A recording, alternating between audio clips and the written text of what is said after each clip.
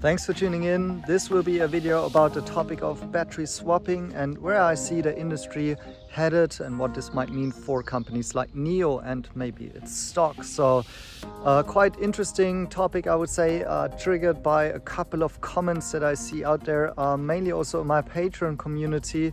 But before I jump into that, please make sure to hit the like and subscribe to this channel. I've got the goal that we finally get this channel to 50k subscribers, maybe before the end of the year. That would be awesome. And now I want to make a couple of points about battery swapping and the future, because I was triggered by a couple of community comments in my Patreon community that mentioned GAC and Chang'an, those Chinese players that are now bringing out battery swappable cars. And of course the question, hey Marcel, are these based on the NIO partnership? And so maybe I'll start with that, and then I'll go a little bit more into the whole industry and about NIO and where I think the real merits of battery swapping are, also mainly from an investor's perspective. So first of all, regarding those Chinese players adopting battery swapping, that's actually not news. There are a couple of battery swappable cars in China already, some of them provided by such names that have now also done a partnership with NIO, but others are even not in the NIO partnership and still have battery swappable cars, and they had so even in the past, and now there are new cars coming out, for example now for GAC and Chang'an. And no, I don't think these cars are very likely to be based on the NIO battery swapping technology, not on the partnership, not on the R&D side of what NIO is providing. And that's simply because these partnerships are quite young. They have just developed in the last couple of months, or been closed in the last couple of months. And car development, even for the fast Chinese, is taking years. So, a cycle for a real new product to be developed on a new platform takes at least 2 years. And although the fact that the Chinese are very pragmatic and fast and so on, I would expect them to take more time. So the NIO swappable cars, or based on the NIO platform swappable cars by other manufacturers out of these partnerships, I don't really expect them towards before the end of 2026, or not the end, but in 2026 or the end of 2025. That would be very fast already. Sometimes they can make unforeseen stuff possible, but currently I don't really expect them. Also, we got some hint that this will be a LFP battery with some CATL technology, so that doesn't sound a lot like the Onvo battery pack that has LFP provided by the blade technology of BYD, right? So I think we need some more time for these battery swap partnerships that NIO has closed with these partners to take some fruits and also manifest in cars, but also hopefully in the build out of the battery swap station technology and the infrastructure in China, based on the NIO standards, plus also the hopeful contributions to NIO's income streams with licensing, royalties, R&D development, services and such, and then ultimately also operational things. So don't be confused if you see battery swappable cars that are not NIO, and also from some of these partners. That's not something to be concerned about. It's also not unusual. And it's not telling us the full picture yet of where this is going. The fact is that NIO is the biggest private company that is doing battery swapping in China and globally. Plus they also have this company Alton, due to the connections with NIO Capital, in which they also go really providing it cross brands, and also even for B2B cases like ride-hailing, taxis, and also going into the commercial van and bigger cars on top of that. So NIO is the player to be when it comes to battery swapping. And one trend that I notice, though, that I want to highlight here as another point, is that interestingly China, despite the fact that it's such a competitive market with fierce competition, they are also in a more collaborative approach sometimes.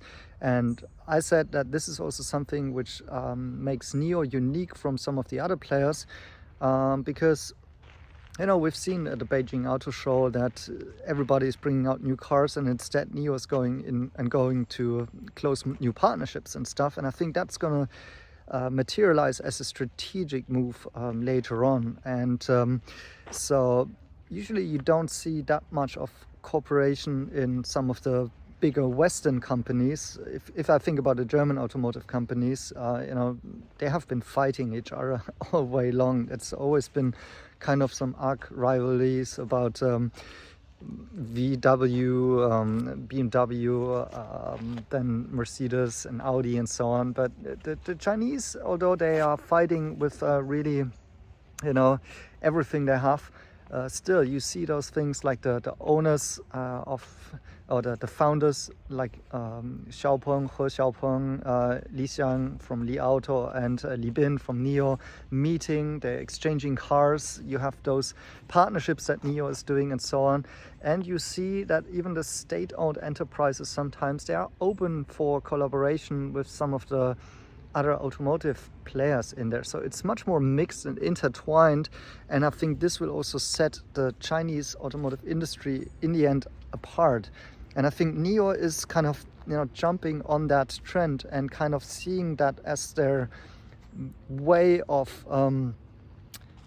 building something sustainable in this ecosystem, because they want to ultimately become a provider of resources and R&D and services to this whole ecosystem, and this way become an important player. And because there's so many different EV companies out there who at some point might become meaningless, because everybody knows how to get a car on the road at some point, but what is really your mode or your unique selling proposition that nobody else has? And that's what it comes down for NIO with battery swapping, the infrastructure, the R&D, and the partnerships that they are doing in a collaborative manner. And so that's why it's interesting what we will see emerging there with battery swapping as a new technology and standardization that will be driven by a collaborative angle between those players, even if they're competing sometimes, and even if they already have their own battery swapping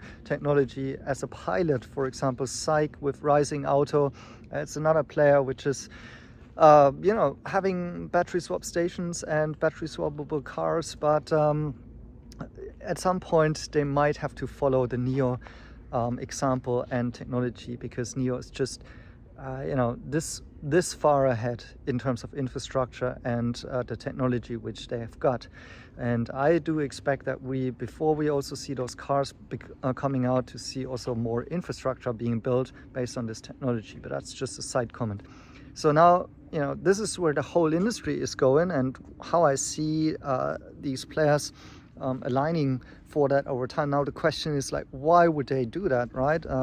What's the merit of battery swapping? And I don't want to repeat each of those advantages that battery swapping is having, but I want to also put it in context of something more recent, which is the 1010 event, the RoboCar or We Robot by Tesla, which has also shown a new technology for autonomous driving, right? Because obviously this is about ride hailing and having the cars on the road and everything becoming self-driving and fully autonomous. And now they introduce wireless charging as a solution. And I've talked about this on the channel before, that I thought, well, wireless charging might have some difficulties when it comes to the performance in the real world, right?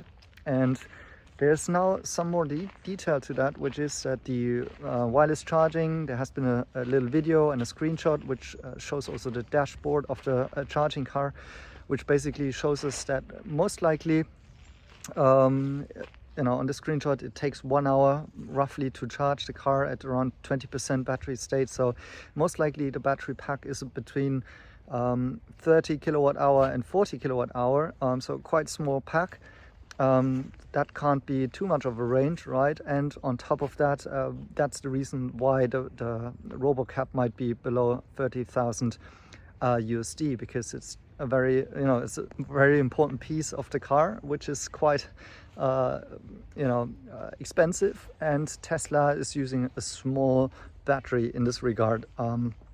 And then obviously the question is, what can wireless charging do for this use case of autonomous driving cars? Now, if they use wireless charging because it can be fully automatized and they don't need a human to charge, and there's various other benefits to that. You don't even need a charging plug, and so it's less wires involved, and so the cost factor comes in again. But the fact that it's taking possibly an hour to fully charge tells me that this is a technology that cannot compete with battery swapping on a use case for autonomous driving. Because we all hear about the business case and how important it is that the car is very efficient, and that the car is very affordable, and that the cost per mile is coming down, and that the utilization rate is high. And Tesla is bringing various arguments to that, and how they're going to do that, and they have engineered the car to be very efficient and such. But all of that, in my opinion, gets kind of blown away by the fact that it's taking an hour to charge. So isn't battery swapping for the autonomy use case a much better technology, simply because it's 3 minutes and you're back on the road? In that 3 minutes you can obviously also do the stuff like cleaning the car and whatever with the robot. That would be possible. Now we know that NIO has publicly said that they are not going down the road of making NIO cars to become fully autonomous for ride-hailing purposes, right? They are not looking to sell cars that are becoming a part of a swarm, of a fleet for people to ride hail and to ride it autonomously. And I think that has a lot to do with NIO's premium angle, in which they are selling, our main goal for autonomous driving is actually safety improvement and also freeing up time. So meaning the car can do stuff for you and it's much more safer, and you can concentrate on other things. So that's more the premium factor, right? But a NIO owner possibly doesn't want to rent out its car to have some other people riding in there. So NIO is currently, with this NIO brand, not going down that line, but has the technology of battery swapping, which is actually fitting much better to the autonomous driving use case. Also, given the fact that NIO is already doing autonomously swapping pilots, right, which we see working very well, where the car does everything from ramping off the highway, going and finding the battery swap station, to doing performing the battery swap, to actually continue the journey, and so on. So this is one big merit, I think, which also the other car makers might be seeing, that might be interested rather in going down that journey. For example, Baidu, which is also a partnership with the Geely joint venture, which are also doing robo-taxis currently for consumer, and also Baidu obviously also doing the Apollo autonomous robo-taxi services. So there are different ways they are involved in that topic, but obviously they're one of the players which need to be interested in that. And they said they're going to do battery swapping. So I think we're going to see the combination of battery swapping and autonomous driving in the future. And I think NIO somehow will play a role, maybe not with their own cars, maybe not under the NIO brand, but maybe under a different brand, or as a technology provider for the battery swapping services, right?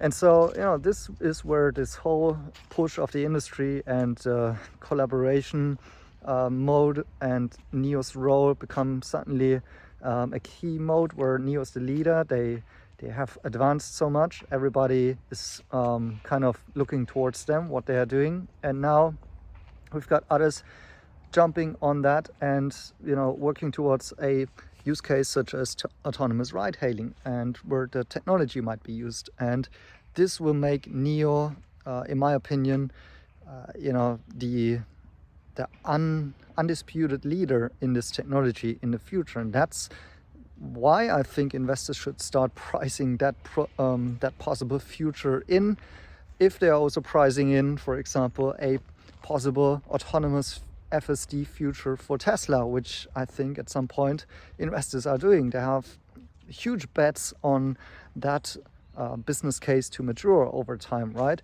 So I think we cannot deny that in China at least, but most likely also overseas, battery swapping technology might play a role in that future as well. And NIO will have a key stake in that. And I think while all of that comes together from the technology side and then also the partnerships at some point, and that becoming just bigger and bigger and bigger, if you get these network effects and suddenly the puzzle pieces are coming together and giving this bigger picture that we are currently maybe not seeing yet. I think at that point we also have the most important thing kicking in, which is that battery swapping can also provide a role in the grid as a grid balancing opportunity on top of that, right? And so while the swappable feature as a means to purchase a car is a great thing and the benefits that it's giving to users, I think the bigger story ultimately still is in what these partnerships will unlock and how this will actually scale battery swapping to a huge picture in the end that will go far beyond just the car and these models that are swappable or not swappable, right, which we are currently looking at. We should rather think about the prospects of where technology is headed on as an industry to autonomous driving, and then also the merge with the energy industry and grid balancing. And all of that, I think, is well positioned to capture some value in the form of revenues. And NIO is the leading factor here. So that's kind of a still very blurry picture where people are still watching too much about the short-term things like, oh, this car is swappable or not, and is it based on NIO technology? I think this will take a bit more time to, establish the confidence by those players, but also externals and industry analysts and frankly investors. And until that, we should be smart about it and analyze it, how well this will be developing and what are the concrete steps, how NIO is participating in that. And in my opinion, smart investors should price that in. So these are my 10 cents about what's currently happening. Thanks for watching and see you in my next videos.